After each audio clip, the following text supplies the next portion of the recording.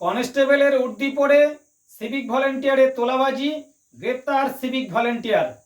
নিজের আসল পরিচয় সিভিক ভলেন্টিয়ার পরিচয়কে গোপন রেখে কনস্টেবলের উর্দি গায়ে চাপিয়ে রাস্তায় তোলাবাজি করতে গিয়ে গ্রেপ্তার হয়েছে সিভিক ভলেন্টিয়ার নীরজ সিং।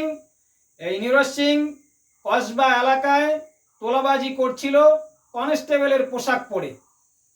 সেখানকার বাসিন্দাদের সঙ্গে বাকবিতণ্ডা হয়, তোলা তুলে মত্ত অবস্থায় ছিল। একটা সময় পরিস্থিতি নিয়ন্ত্রণের বাইরে চলে যাচ্ছে দেখে এলাকার বাসিন্দারা 100 নম্বরে ফোন করে। ঘটনাস্থলে ছুটে আসে কসবা থানার পুলিশ।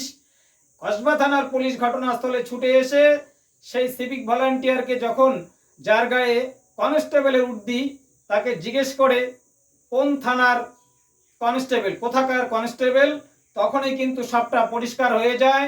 এই নীরজ সিং আসলে কোনো কনস্টেবল নয়, সে নিজের আসল সত্তা গোপন রেখে একজন কনস্টেবলের পোশাক পরিহিত হয়ে উর্দি গায়ে চাপিয়ে রাস্তায় তোলা তুলছিল।